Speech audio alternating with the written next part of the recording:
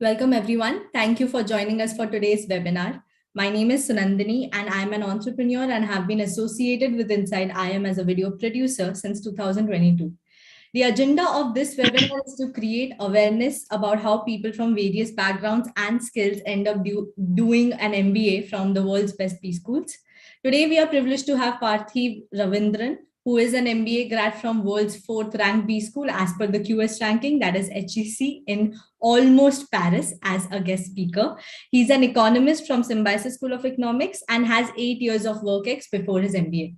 He will enlighten us about his struggles, achievements, and shedding a spotlight on his 8 years of experience in entrepreneurship, sales, and marketing, and also telling us how HEC helped him take the leap to the next level. If you have any questions during the presentation, please comment on the live chat and we'll address them during the Q&A. So Parthiv, before we start anything, can you just explain why it is said HEC in almost Paris?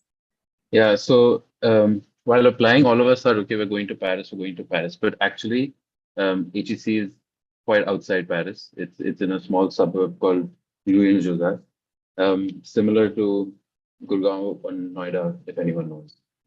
So an inside joke is that we got catfished. It's not actually Paris. So within campus, we used to call it HEC almost Paris, never HEC Paris. Okay. It's a inside running joke there, which every batch plays. Right. So you are an economist from the same college as mine, just saying. I know it has been quite a long time, but if you remember anything in 2012, what do you think an economist's career trajectory would look like? Or in other words, where do you look at yourself after 5 years when you were in 2012? Yeah, so an economist trajectory would look like nothing like mine because I've not done anything that an economist would do. And when I was in my undergrad, I think I was like most kids, I was pretty clueless about where life is going to take me and what is going to be. So like anyone, took one of the first few jobs that came my way, dived into it headlong, and kind of found my way. I had a couple of experiences before I started working in 2012. Before in 2015, I kind of found my professional passion, which was working with tech startups and doing sales. That's where I joined, Jubo, and then that's where my entire journey started, and I've grown, learned a bunch of things, and then finally took that leap to do an MBA. Okay. So you had an 8 year experience and you went into sales and marketing as a niche there. So can you just give us an example that what was the moment you're like, okay, sales is my thing now? So as the first two jobs that I had, it was at really cool companies, but it was meh. The work was all right. And as a restless young kid who always needs to be engaged and has to be doing something, I kind of used to get bored and jump ship and change jobs. So when I was on to my second switch and joining my third company, which was Jubo, I was the second employee of the company. I didn't even want to join. Like, it was actually a friend of mine who put me through to that founder and said, okay, then I said, I don't want to join, but they said, just meet him. I said, fine, meet him. And sat with him and he gave me his vision. It wasn't even an interview as such. It was more like I was asking him more questions than he was asking me. He shared his vision with me and I kind of just told me, I'm like, you know what, let's do this. Okay, cool. I'm on board. Right there. Didn't wait. Didn't do anything. Joined the following week. We were sitting in an apartment. He was in another room. I was in another room. That's it. And I was told to do sales with no training, basic training of where to find a lead and what to do, basic product training. And it took me my first sale for me to realize that, man, I'm pretty good at this and this is fun. And from there, it was just jumping from one milestone to the other. Your first sale, you'll never forget your first sale. And yeah, so from there on, I just found a calling towards it. It was something I was good at. And so I decided to stick with it. Okay. So in Dijubo, what was it's Dijubo. Jubo. The D is the silent. Okay, it's just Jubo. Okay. So what was your exact role there? And can you, as you said that you were selling something, so the first sale that you made, just wanted to know what was the thing that you sold and how you sold it. Yeah, so Jubo used to make a SaaS-based hotel tech solution. and we used to sell this. And my first sale was basically to this hotel chain, which ended up growing to be our biggest account. Um, and so, yeah, sorry, if you repeat your question, I lost it. You said you wanted to know? And I wanted to know what your role in Jubo was, Yeah, and then okay. what was your first sale? Yeah. So my roles obviously was in sales, and as the company grew, responsibilities were added, but the core role was always sales and just keeping sales. I'll get into that in detail in a bit. But my first sale, like I was saying, was this hotel chain that I found from TripAdvisor, found the number of that reservations team, contacted them, and they just hung up on me. Around that time, obviously I was telling my founder like all the deals that I was working on. Around that time, if you remember, there were these earthquakes in Nepal in the mountains, and my founder and his wife had gotten trapped, basically because of the earthquakes, and they had to wait for rescue. They were waiting with a bunch of other families, and they got to talking, and it turned out one of those families were friends with the owner of this chain that I was trying to contact, which just kind of worked out. So he got the number of the owner of that chain, put me in touch, and I took it from there. So that was my first like proper in-depth sales sale where you had to go into the product and negotiate and all of that. It took me a month to close because obviously I was learning. And yeah, when I closed it, it was just like a huge sigh of relief. It was the first time you get, accolades at work where people are saying that good job. People are like, wow, clapping for you a bit. And yeah, so I just never stopped after that. As the company grew and we grew really fast, I had some really good founders, man. I moved to like then a team leader role. So I managed the North India sales team. I had about 6 dudes under me. And yeah, we just work together and do North India sales. And after that, moved to group sales manager, where again, I was doing sales, but we also overhauled the entire sales process. And I was owning the inside sales team operations as well. And was the strategy the same, like maybe making a call, getting ahead, talking, Yeah, and it's everything all. was similar? That Yeah, it's you get the two types of sales. You have outbound sales, and then you have inbound sales. Inbound sales are people who actually call up and say, "Hey, I want to know more about your product. Can you tell me?" And outbound is where you actually call and say, "Hi, I'm Parthiv from Juba, and this is what I do, and this is how I can help you." Um, in any and all sales rules, this is universal. It never changes. It's hunting. It's a hunting thing where you have to go and hunt for your prey and try to catch it. okay. And when did you realize that your journey here is gonna end now? At Jubo, so it's funny. Like I'm right now I finished my MBA and come back looking for jobs, and everyone asks you what was your experience and everything. And I keep saying, if all things went well, if you were living in a perfect world, I would still be working at Jubo. But that's not how the world works. There are a lot of things that are not in your control. Um, and basically at Jubo, it reached a point where, I wasn't getting the growth that I wanted. I wasn't getting as much. It wasn't matching my goals. And that's when you realize that you need to move and do something new and attack something new. So you wanted to go and broaden your skill sets, or was it something It money was related, or? no. It's at that age, like you can't really be money can't be your only motivator because you're still growing, you're still learning. There has to be a bigger picture, obviously. It was more of a challenge, you could say. The challenge that wasn't there anymore, wasn't that challenging anymore. The growth of the company kind of slowed down. My personal, like my professional trajectory to see, like I was getting promoted every 6, 9 months. That kind of slowed down. So when we had I had a very honest relationship with my co-founder at that point, and when I spoke to him, that what does it look like for me, he was honest about it, and that's when I took the call to like maybe go and find a new challenge. So what was your next step after this? So my next step after this was when I joined MakeMyTrip. So it's like jumping out of the fire, oil into the fire, from a startup going to like a huge organization, um, working from in Juba, I was doing much smaller deals. It was about every deal would be worth like 3,000 a month, 4,000 a month MRR. And moving to MakeMyTrip, where I was managing the 5-star hotels in South India, and like every decision that I take or make or try to affect is worth lakhs and crores, is a different ball game altogether. working in hierarchy where you have red tape, where you have certain processes in place. It's not like I can just walk into the founder's room or the CEO's room and just talk. There are channels and all of that was a new challenge for me. It was a challenge of obviously adjusting, but also um, the work was different in its essence. It was an account managing role, it wasn't a sales role. So I had to apply my sales skills there, but I wasn't really selling any farming an account. There was definitely a new challenge for me and like widen my horizons and skill set. So if I'm not wrong, you were doing a business parallelly with this, right? Make My Trip.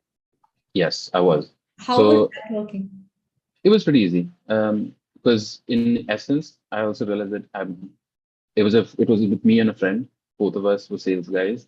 We both have a passion for sales, professional passion for sales. I have to keep saying that there are other passions in life. Um, and we also realized that we're not the best. We're not the best sales guys out there. To be the best, you need to like practice. You need to like put yourself out there, learn, do different types of sales. So we kind of started a passion project. It was called SWAT, Sales, Weapons, and Tactics, which was basically a sales consultancy for bootstrapped startups. So it would, if they were a startup of, let's say computer engineers who have started an idea and started a product, but they obviously don't know the business side or the sales side of it and wanted help in any and all things, we would help them. And it wasn't a money-making endeavor. That wasn't our we weren't financially motivated. It was for the challenge and the learning and being able to apply these things that we pick up at Jubo or wherever we work. And yeah, so some guys would pay us, some wouldn't. It was fine because our entire thing was actually to help them and so like help ourselves by learning. So it was pretty easy because it was a passion project. It wasn't could be done in our free time. So I want to understand, you said that sales is like a process which is similar. You're selling something and there's a process to it and you use it. So now from a startup, and I heard startups were more grilling and time consuming compared to a big firm. And Yeah. obviously your point is correct that responsibilities are higher. You're playing with a lot more money. So you have every action of yours is accountable. And so I want to understand, if sales process is same, then how it is different in a bigger firm compared to a startup. Yeah. So in a bigger firm, they will break every section and have different people managing that section like a production line. So if in a startup, I would manage the end-to-end process. So it's my job to find the guy, my job to convince him, my job to collect the payment, my job to maybe even onboard him onto the software till the actual customer support team comes, and my job to do customer support because it's all hands on deck. Everyone's doing everything. In a bigger organization, the steps are the same. You will find that person, you will convince him, you will close him, you will onboard him, and then there's customer support. But all of these are broken up into different teams. So if I was a sales manager in a big organization, I wouldn't be troubled with finding the leads. I would have an inside sales development representative who's the guy or girl making those calls, doing all the calls and finding a lead and then passing it on to me. Hmm. So that's the difference in a bigger and a smaller organization. But the core process of sales stays the same. And about this money thing, how responsibility changes your decision making? See, if I in Jubo, for example, if I'm closing a 3,000 rupee a month deal, you could look at it as retail sales, you know, retail sales versus car sales. If a car salesman loses one sale versus a shopkeeper, I say, I don't want to buy the chips from you. Um, who takes a bigger hit on that? Where is it more grave? It's similar to that. And coming from a smaller thing to a bigger thing was daunting. That was my challenge, more or less. Like if you were born in that and you started working in that environment, I guess it wouldn't matter. But for me, suddenly I was handling such bigger um, accounts and so much more money that it was a challenge for me to like, get my head around. And what was your exact role, in which segment were you put in Make My Trip? Like, I was a key account manager. So in Make My Trip, there's not really sales, right? Because the hotel is listed on us.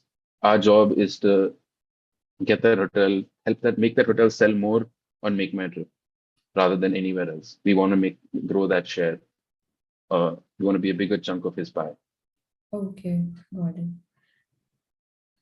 Okay. And why, and you ended this journey in 1 year, or how many years were you there as a, Yeah, I ended it in a year. Um, So in Jubo also, sorry, in Make My Trip, there was another challenge for me that I was living outside. Like I moved, I'm from Delhi, Gurgaon, and I've always been in Delhi, Gurgaon. This job for a change moved. It was a really cool experience because I got to live in Goa. Not many people get that chance. So that was really fun. But again, I was living away from home. And yeah, I mean, you'd want to stay in things longer, but there are things that are not in your control, personal things or whatever that you need to like course correct. Hmm. And And is it true that salespeople get a lot of money or commission after the sale is successful? And depend. Yeah, hmm, yeah. So when you're in a sales career, hmm. your salary is not really how much is not really earning.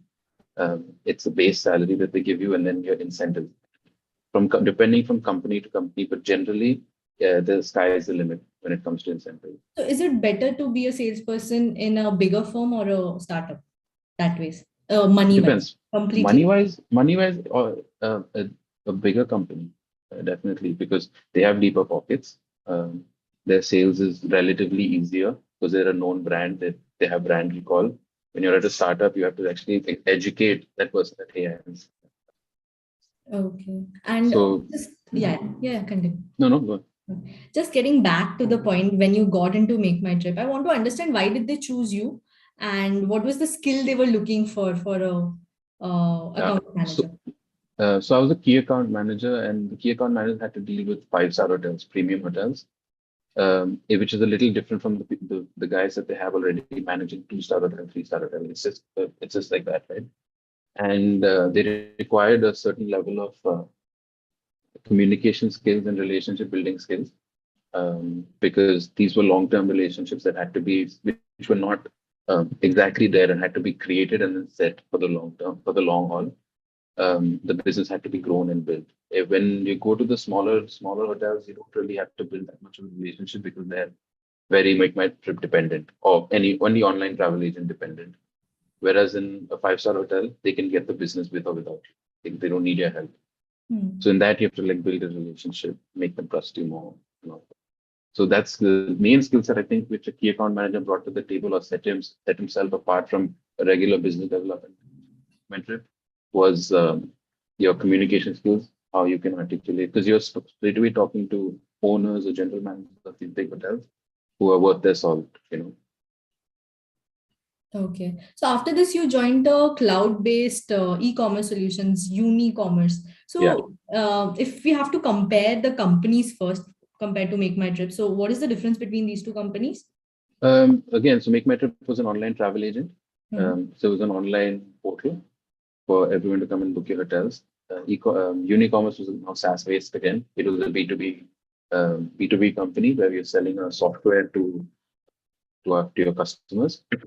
And it's not as big as MakeMyTrip. I Hmm. would say it's not as big as MakeMyTrip, but bigger than Jubo.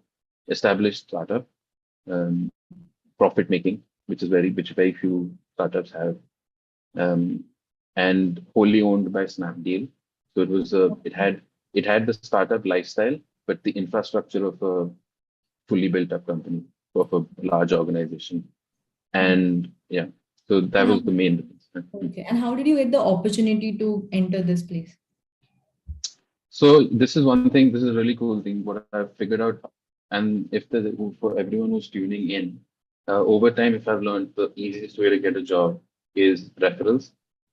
Statistically, also, referrals make up the smallest percentage of total applicants to a company, but they're one of the highest conversion rates. So, and people that get hired are the most are through referrals.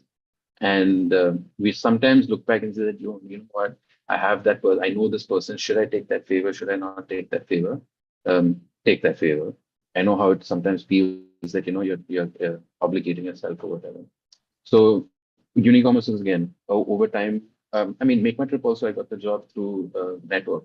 One of my clients from Jubo, after I left Jubo, he had called me for some issue that he had, and I told him, "Hey, I'm sorry, I don't work with Jubo anymore." And we got to talking, and he said, "Okay, since you're not working anymore, let's meet for a beer." I said, "Okay." I met him for a beer, and he was asking what my plan was, and I was pretty clueless. I'm like, "Nah, I'm looking for jobs." And he's like, "Do you want to work at Make My Trip? I have a friend over there who can refer you." I said, "Yeah, sure, put me through." And he put me through, went through the interview process, and got the job. And the same thing happened with Unicommerce. I had to leave Goa and come back to Gurgaon. Needed to line up a job. Opened my Rolodex. One of my closest friends was working with at Jubo, was working in Unicommerce. Asked him, are there any openings? He said, yeah, this enterprise sales team has just been created. We're still hiring. Why don't I refer you? I said, sure, put me in. He put me in, went through the interview process, and got the job. Okay, that's crazy. Actually, just to pause your story for one time, I just want to say that this reference thing is something that we have seen throughout our journey inside IM as well. And that's why we created Klub AltUni, where we are getting in people to network with each other. And these people can be founders, these people can be normal people also working in different companies. And this is how we are doing that, a person from somewhere else and a person from somewhere else are talking, and then maybe you have something in common and get a job. So that is an opportunity we are presenting in Klub AltUni. I think it's a fabulous thing because it has helped me also. And I know in between I promote this a lot in between webinars, but this is really useful. Just check it out. It's I'm amazing definitely product. going to check it out. Yeah, I'm in Amazing the job product. market. Yeah, I'm in the hunt for a job. So yeah, Have definitely to gonna check check it out. It's very it. nice. And this community building, we have already 3 lakhs of chunk of people looking at us, subscribers, but this is a next level thing. Anyways, getting back to your question. So after this, you joined Unicommerce, and now, like, what is your role here currently? In Unicommerce, again, I went back to sales, but it was now enterprise sales. Enterprise sales is basically complex deals. So if you go to any software website and you go to their pricing page, they have tiers. They'll have starter, pro, for example, and then they have enterprise or large. They'll always mention the price on starter and pro, but for like these enterprise things, they'll say contact us, because these are typically custom deals, custom solutions that you build for that organization, and it's high value. So the high value takes a longer time to close. At Unicommerce, we were making, let's say, a software for e-commerce sellers. Now, if you're just a mom and pop shop um, selling 10 or 12 items a day, you take a small software. But now, if you were, let's say, Nike or Reebok, and you want to like manage your entire e-commerce operations through one software, you can't just buy anything off the shelf. It has to be custom built for you, right? Because there are nuances of your business that you'd want incorporated. So joined Unicommerce in the enterprise sales team to do enterprise level sales for them. I really want to understand more. Can you give us a real life example about something that you happened and you were part Yeah, of? I mean, I can't use names, but for example, it could be anything. Like I said, Nike. I try to get in touch with Nike, and you'll get in touch straight up with heads. So it'll be like head of supply chain, for example, head of supply chain for Nike India or H&M India, and try to ask them what they're using right now, what solutions they're using right now. Try to find out, are they having any issues? Is there any pain point that I can help you solve? And you find a way to plug in. You have that meeting, and then when you have the meeting, you discuss like what are the things, and then you try to like find a software solution for them using our software. How do we change our software, customize our software so that it fits with them? And that requires like tech support. So I'm not a tech, I have no tech background. So I would have a guy who would be a pre-sales guy who has the tech knowledge to accompany me. So any tech questions that would come, he would answer. I would answer the business side questions. And this would typically take 3 to 4 months to close, 5 months to close maybe, because you go through a lot of processes, a lot of approvals required, compliance and everything. So it's a complex thing. It's like imagine you have a company and you want Zoom, but you want it a little different. So you contact Zoom and hey, I want to like figure out a custom Zoom for me, and they'll maybe I'm using Zoom as an example, but maybe they'll work with you, find that customization, and give you a price that will cost you this much. And what was your role in this specifically? Like you were selling the product and be like, okay, this is what you asked for, this is what I'm giving, and this is how the product fits with your demand. I was an enterprise sales manager, right? So I was going out and finding Lead. leads, yeah. Okay. So I was like basically through LinkedIn finding out who the head of supply chain is in this place and trying to get in touch with them. after getting in touch with them, meeting them with my pre-sales guy in tag to understand their process, how does the business work, how does the supply chain, for example, work, and then see what they're using right now, what are their pain points, and how to solve it. Okay. And then yes, obviously the demo and everything. Give them a demo, what it could look like. Then you come back, talk to your team, strategize like what can we do, what can't we do, then go and then we have the negotiation. Understood. So, like, sales won't be that different for a startup, like, not startup, you starting your own business, like you were doing parallelly, and you were doing something in the company. The point is, you have to generate the lead and then convert it. So, the Yeah. thing is same, right? Same as sales is same everywhere. Like I told you, the process of sales is everywhere in every industry. The sales thing would be the same. You find someone who wants to, you try to look for people who want to buy what you're selling and convince them and then wait for the payment Okay. So, and then keep them happy. so 8 years you did this most of the time, I guess. No, not eight. I think I would say like while I have a total work experience of almost 8 years, relevant experience is when I actually found my passion for sales. I didn't do sales before that, right? So Hmm. about 6 years is what I would say I've been doing this. Yeah. Okay. So, like, now we can safely say that you were completely in the job industry, working completely, and Hmm. then you thought of doing MBA, Yeah. getting back into student life, almost student life, if MBA is considered Yeah. that. Yeah. And I want to dig deeper into this transition to know if it is worth it to do an MBA after so many years of experience, and what will you gain Definitely. out of it? Definitely worth it. So for me, it was I just took a look back at myself. Like I was a year in Unicommerce, about a little over a year. About 7 or 8 months in, just thinking to myself, like, what's my life like? What's it going like? Where am I? I kind of realized that I've plateaued. Yes, I've done different types of things, done small sales, done account management, now enterprise sales. But if you see in those entire 5, 6 years, I've been at the same level. I've just been a sales manager, made different salaries, all of that is fine. But I've been a sales manager typically throughout, right? I wanted a change. It's not easy to get a change because there's that running joke, right? That they want your first job, but they want you to like 6 years of work experience. It's uh, it's hard to like move up the ladder. It takes a lot of time. Takes a lot of mm, I wouldn't say politics, but people management. And I was, and now also I've been working like almost 8 years. You kind of reach a point where it gets a little monotonous. MBA has always been at the back of my mind. I wanted to do an MBA after my second job, but I didn't know obviously what an MBA was. Then I got shot down because like you don't have enough work experience to even apply. So that got shelved then.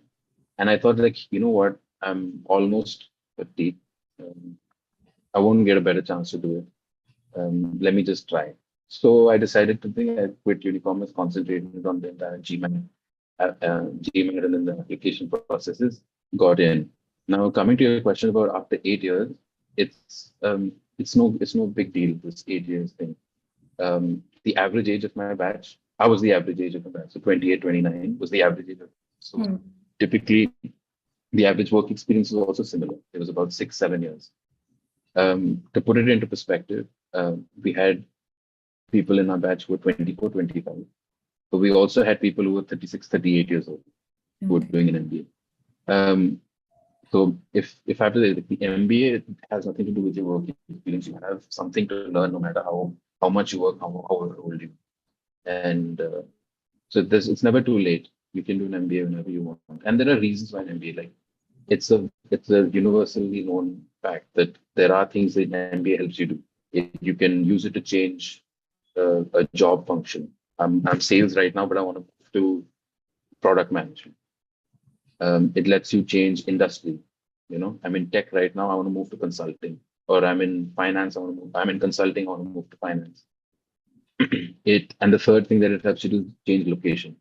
I'm in India right now. If I ever wanted to settle outside, um, if I grew an MBA abroad, chances are I get a job abroad and I can change my location. So I can do sales in London, for example. And So as yeah. you said, sorry, were you saying something? No, it's okay. Go on. As you said, your career maybe the trajectory of the career was plateaued, but then was it plateaued in terms of salary as well? No, it that you wouldn't switch a job for the same salary, right? Hmm. Salary or you that salary was always so salaries were on a rise. Experiences also were technically on a rise, but the core work of what I was doing wasn't Hmm. rising as fast as the other two. I was still doing sales. I was still doing, and I was still sales at a certain level in the company that wasn't really much. Yeah, Okay. I'd managed a couple of teams at Jugo, but that was also because I was one of the first few employees. I knew the company, and they were different. Like those co-founders were different in terms of what they saw and what they were doing. But the typical traditional organization wouldn't have done like that. I Okay. would have to do it if I was in Unicommerce and I wanted to be a manager. I would have been in Unicommerce, do sales for another 3, 4 years over there, and then move. You know. Hmm. And this time when you were applying, was there a list of colleges? And then why did you choose those colleges? Or was it again So referral that got you into HEC? no, no, no. So actually, HEC was the only place where I didn't know something. Okay. But yeah, I saw HEC on the ranking, obviously, and I wanted to apply to top colleges. There are a couple of things to consider also in terms of the time of the duration of the program. Like for example, US schools are 2 years. Do you want to like block your 2 years of your life, pause 2 years of your life on this? Hmm. Then you have INSEAD, which is 10 months, so it's like super intense. And then you have places like Canada, which is like 1 year. Then there was um, HEC, which is 16 months, 16 to 18 months, depends on you. That's one of the considerations. The other consideration is obviously budget. I would love to go to Harvard, but not everybody can afford Harvard. You look at that. So looking at all those things, and you also look at yourself, like what you really want. Um, so I applied to Canadian schools and I applied to European schools because I wouldn't mind the option to move to Canada. Because that's a very logical reason for people going and studying in Canada. It's easy for you to get that residency, that permanent residency and everything there. So those are the options that you weigh and then you make your list, your target list. You can't obviously have 10, 5, 6 that you want to target. And then you work backwards from there. One of the questions that I've seen is as you grow older and you get into the work industry, you stop giving exams, tests, and all Yeah. these. So it's just you're very detached to it. Not that Yeah. you're dumb now. Obviously, you have experienced so many things. So giving GMAT, and I'm sure you scored a lot, which I'm going to ask, of course, compared to 10th and 12th as well. But was it difficult to study again, sit and concentrate and focus? So it's a misconception. How I don't know about all MBAs, but what I do know from the little that I've spoken to students, obviously in my college and as well as ones in Europe and people who've gone to the US. In a global MBA, it's not that study heavy. It's not like undergrad or school where you have to get textbooks and you have to like mother. The teaching method is very discussional. It's yes, we're talking about a concept. We'll spend a little time on understanding a concept, but the concepts are taught through cases and discussions, like real life examples and stuff like that. So it's a very different way of learning because they're also aware that these guys have come after like 6, 7 years, 8 years. They're not going to study. They don't have that thing to sit in front of a book. Yes, there's a little studying involved, but it's marginal, nothing compared to the studies we do when we're much younger. Okay. So it's not that. Yes, I was afraid or like a bit skeptical about how it's going to be. Should I have to study again? But no, it was a pleasant surprise. The studying wasn't that hard. It's what you absorb in the classroom, from other people's discussion, what you talk about outside the classroom. It's very assignment based.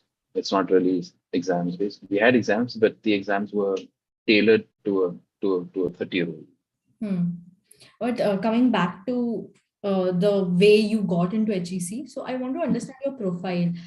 Were you very good in 10th, 12th grade, your bachelor's, and then your GMAT score? So want to understand what kind of people they're looking for also. And should people who don't score well be No, it shy? doesn't matter. No, nothing, none of that matters. In an MBA, you're first of all, you've reached a point in life where those marks don't matter anymore. Your 10th and 12th marks no one cares about your 10th and 12th marks after undergrad. Um, in undergrad, whatever your marks are, once you start working, no one cares about your undergrad score. They become numbers lost to history. So no, there is nothing holding you back from applying to a place. It's the collective profile that you give. It's more, they think about it this way, like an MBA will hire someone to see how employable you are. Because you're going to go after that MBA and go and get a nice job somewhere, and you're the brand ambassador for people. So the entire application process is not academic; it's more personality based. You that's why you have to do these essays, which aren't. Yes, they have the basic question like why have you chosen like this college? Why do you want to do an MBA? But there are also a lot of other things like the HEC essays. I think there were 6 or 7 essays that you had to write, and they were varied. Yes, one was why HEC, but one was also like tell me about your greatest life achievement. One was if you could imagine any life, what would it be? Just imagine you living in any different life from the one that you're living right. So it's more to like understand who you are. The interviews are very conversational. Like the interviews in HEC, you have 2 interviews with HEC alumni, not even people from HEC. Because these guys just want to see if how would you be in that classroom? Would you be a nice addition to the classroom for everyone else? So your personality counts, your experiences obviously count. What have you done in your life? So it's a holistic profile altogether. The GMAT is just like a filter. The GMAT tells you your analytical skills or whatever, right? So it's just a filter for the college to like say that, 700 for like a GMAT 700 people afterwards have a different way their brain works to someone who's let's say 600 to 700, 600 to 650 for example. Okay. Understood. So would you recommend a person, see, in 10th, 12th grade, maybe we were not self-aware that much, to be honest, nobody is. Yeah. So will you recommend a person who has not done that much, that great in those times to take time, get a work experience? And since in abroad, it's almost average is 6 years, people go to 10 to 12 years of work experience. So would you recommend them to just work for a while and Yeah, yeah. then maybe apply abroad? I'm specimen A is me. Like I wasn't the smartest kid in any of my classes. Um, uh, like it's fine. Like life moves on. Once you start working, all of those numbers just get lost to history. So Hmm. as long as you're whatever work you're doing, I would say like do stuff that becomes a story, right? Which you can tell a story about. Don't get lost in the maze. Have some career wins. And even if you don't have, it's hard to find. Career wins when you're working in a big organization. You get lost a bit in the chaos and the crowd. But it can be extracurricular stuff too. You can say that hey, when in the daytime I'm a banker, but at night I'm a rock star. I have a rock band, and we go and play concerts, for example. So it's a holistic thing. It's not ones and zeros. It's who Hmm. you are as a person, and you are not the person you are is not your job or your profession. Understood. So you went to Paris, almost Paris, as we said. Almost that. Yeah. So how was the experience there? Is it, and I'm not talking about eating croissants and all, that is a separate thing. Just asking about the culture, like work culture there. If you go and work there, is it difficult to pitch ideas because they'll be like, oh, you are not from Paris, so. No, no, nothing like that. Like I interned in Paris at a venture capital firm, and it's like these cities are multicultural, and yes, if you're in Europe, there's language barrier is always there, but Hmm. barring the language barrier, there's nothing. So if you learn French, for example, I'd have no issues there in working or settling there. Language would be the only problem, nothing else. Okay. Work cultures are different and it's different from everywhere, but it's nothing that you can't adapt to or understand. At the end of the day, everyone works hard and Hmm. And once you completed your MBA, so what was the add-on to your work? So you went to a VC firm. yeah. From all these e-commerce and sales and everything. So what was your role now for this internship specifically? At the VC, I was an analyst. It was an early stage VC, so the job's mainly finding startups, speaking to startups, seeing whether they're investable, finding these investable opportunities, and then telling the partners that hey, I found this that seems pretty interesting. Do you want to have a look at it? And then taking it forward, hoping that they get investment. So earlier you said that do MBA if you want to change your industry or whatever Yeah, you're so doing. So this was being in one that of. MBA, yeah, this is one of those things. Like, for example, if I wanted to move to VC, it just having that MBA tag allows me to position myself in such a way that I can make that switch. If I want to move to consulting, I've done sales all my life. How do I become a consultant now? It's that MBA allows you to do that switch. Okay. And your full experience, it was so much in sales. And then I want to understand the interview. How was the interview for the internship that they're like, oh, you are a salesperson, but you'll be good at this also, I guess. That's what I said actually. So when they were talking to me, I said, "This is right up my alley because it's a sales job." They're like, "It's not a sales job. You're an analyst." I said, "I'm an analyst, but I need to find startups to invest in, right? That's my job. I know how to find leads. That's a lead." So they're like, "Yeah, that kind of makes sense." I said, "If I have to talk to them nicely, I need to convince like in the VC world, money is abundant. There's so many VCs fighting for good startups. If you're a good startup, you can just sit back and relax, and VCs are just begging you to take their money." So I'm like, if you come up against that, you're selling a product. Your product is the money, and my sales skills are going to help you there. Um, so I'm looking at it as a sales job, and I think I'm right up. This is right up my alley. So it was one thing I would like. If more is people are figuring out still, and they can afford to do a career change, is doing sales is really helpful um, in life as well, in the way you speak, in the way you carry yourself out. Um, yeah, it helps. Like interviews get really easy. It's good. Like I Can wouldn't change see anything. this. I can see this. You just sold your skills in a very different manner to a VC Yeah, firm, showing yourself in a like their perspective would also be like, oh yeah, he's right. Oh yeah. my God. I can see this.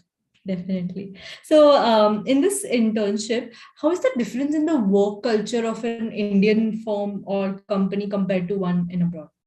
Very different. I mean, that's also because people are different. You come from different backgrounds. It's not in India, our different backgrounds. I'm South Indian or North Indian. We have been brought up differently. But here it's like in my company, there were two French people, one Italian, one Taiwanese, and one American, and one Indian. Hmm. So it was completely like a mishmash of different. But the basic French work culture is they work hard, but they like their uh, free time. There's a good work-life balance. Like in Europe, they have summer, like you have summer holidays when you're working. Like July, August, barely any work happens because people are like taking leaves for like two weeks, three weeks and traveling.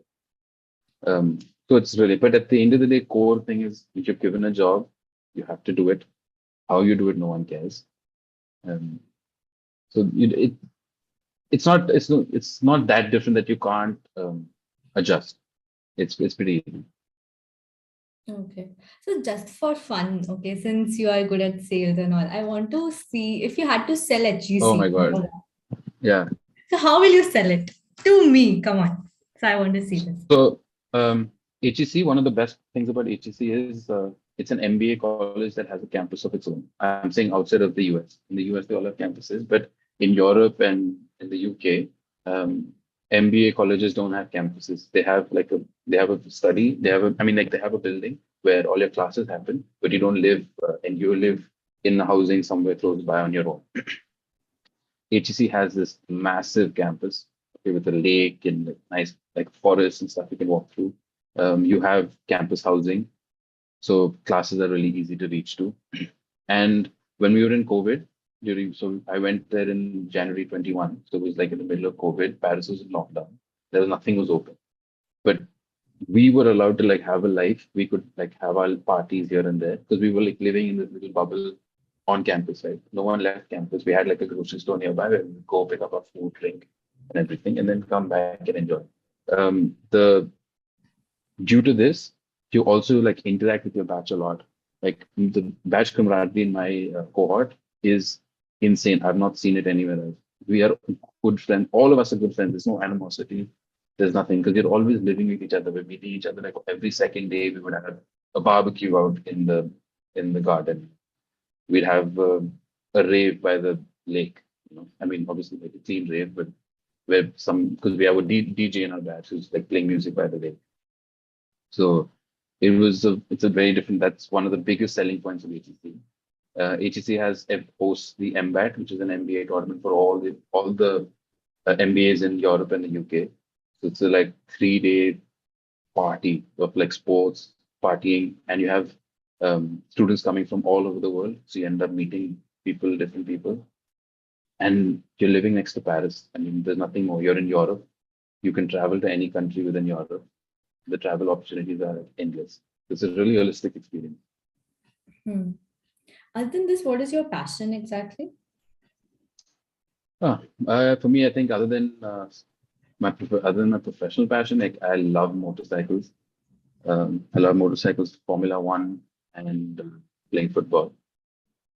Those things take up most of my time if I'm not when I'm not working. Okay, so could you plan a backup, some trip and be like 6 months I'm going out and I'm gonna travel around? 6 months is very hard. I've not reached that stage where I can just say like switching off for 6 months, but that's the game plan to be able to reach a stage in life where if I just want to switch off for 6 months, I can switch off.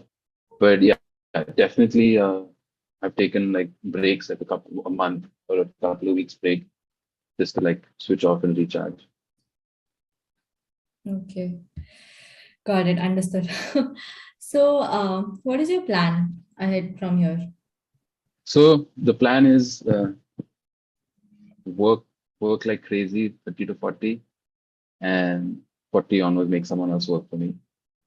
And A business, basically, yeah, or yeah, do with yeah. a I mean, job or something. it's not that clear and it's not that clear cut. Yeah, the end goal is always to have my own thing. I know I'm not made to like work forever, but have my own business. But I still need to like add. I'm not reached the stage where I think I'm ready to excel. I still need to add a bit more experience and have some more wins under my belt before I take that step. But that's the eventuality for sure. Okay. Is there any funny story of you selling something to a completely not your target person and selling it so wrong that they also laughed at you? No, no, no, I can't. No? No, Oh, no you're way, no always way, good at it. no way. No, I mean you can't make such a grave mistake. But I mean, funny stories within the sales thing. It's funny stories are more of you don't make mistakes with that, but it's more of the people that you meet. You really meet some real characters when you're selling. Please tell us a story. And off the top of my head, I mean, Hmm. it could be like weird stuff where they just make you do like weird things where the guy will call you to his office and the office is like in the middle of like you can't even drive there. You have to park your car somewhere and then walk 15, 20 minutes. And his office is basically a table behind the warehouse. And you find out that the guy who's wants to buy a product is selling fake shoes because all the fake shoes that you see there are fake. And he's basically questioning me to see if my software has any paper trail. Like, can he delete anything from it or So, stuff like that? You see some weird things. I oh, mean, the amount of prospective customers who want to make you drink is crazy. They always like, keep offering alcohol, and you have to like somehow resist the temptation to say yes. It's a fun job. It takes you places. You meet a lot of people. You learn about businesses. If you're in an industry, you learn a lot because you're seeing both sides of it. Not only the product side, but you also see how that. Like when I was working at Jugo, I learned how hotels work, how they sell, what their operations are. When I was at MakeMyTrip as well, it was the same. Unicommerce taught me about e-commerce sector, how a warehouse could run, how an e-commerce machine actually runs. It's pretty cool. You see both sides. and how is if I had to say the Indian economy in terms of business and all, business mainly, different from a Paris business, maybe the government policies, maybe the crux of it, how people function, the CEO, how they think to start a business. So what is the difference between I, these d- two? I can't really comment on that because I haven't worked in Paris that much. It was only like it was just like a 3, 4 month thing. But yeah, there are definitely like differences in work styles and work cultures in India. I mean, obviously the Indian system works, but um, India's, I don't know how to put this nicely on YouTube. But in India, you have hierarchy. The hierarchy system is way stronger, where you have a superior and like a subordinate. Whereas there, it's a little more fluid. You can't really get away with as much as you could, is in my opinion. But I don't really think I'm equipped to answer that question accurately. Got it. So I think I'm done with my questions. Let's just get a few questions that our audience is asking. So, So I'll start cool. with the first one. They are saying, hello, sir. Is it viable for a 16 years IT management and consulting experience guy making 26 lakhs per annum to go for a 1 year MBA in IEM or ISB? Will it have a good ROI and upgrade in the role for him? 16 years of IT management. Wow. I don't know about ISB, IIM, or the class profile. I haven't checked. But if you look at a global MBA, you definitely have a lot to learn because the thing about the MBA that I take away is not the stuff that I learned in the classroom. It's actually stuff I learned outside. You're talking to people of different ages, different backgrounds, different countries, different cultures, and it changes you as a person. Some of my best friends some of my best friends are, for example, an American guy or a Brazilian person. Right? You make friends that are all scattered all across the world. So tomorrow, if I have to take a trip, virtually any country, I have someone. Um, it's stuff like that, the soft things that really add value. And even with 16 years of work experience, you're a master in your craft for sure, what you do. But there are a lot of things that you haven't seen because you'll meet someone who's done 16 years of something else and learn from him, learn from your professors and stuff like that.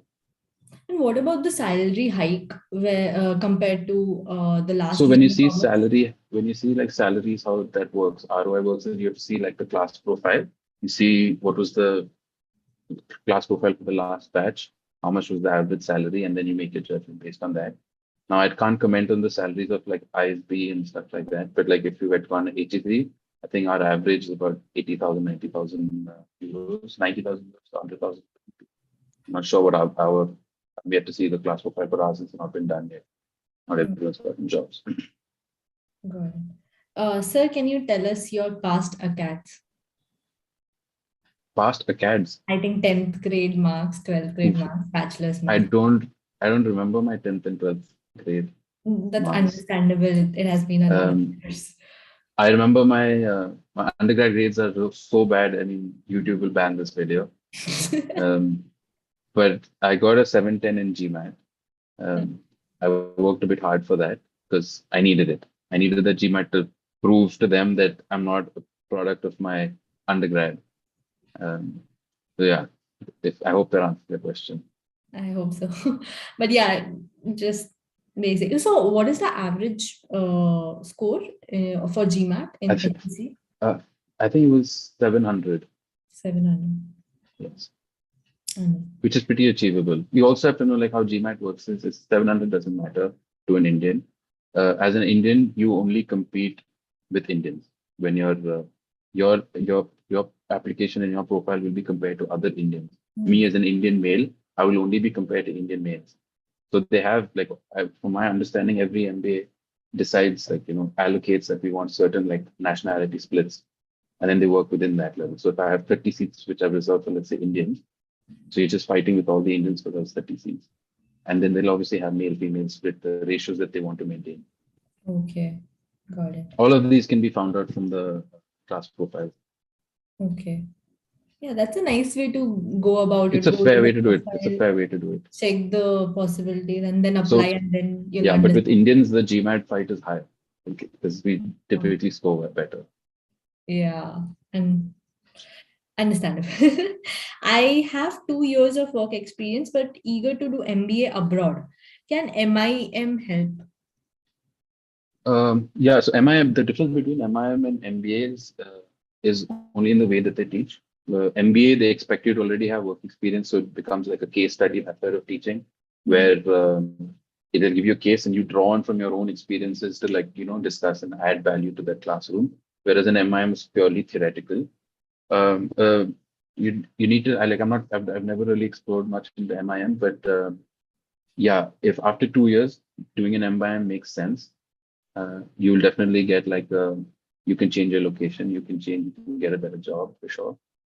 But whether it helps with an MBA, I'm not too sure because there's no requirement in an MBA for anyone to have a prior master's degree. So you could also like not you could put that time into work experience and build your work experience and go. But I don't see it. I don't see it working against him. Sure, it'll help if you do an MIM, but you need that work experience. 2 years and then an MIM will not get you. Because MIM is very theoretical. It doesn't talk towards your experience.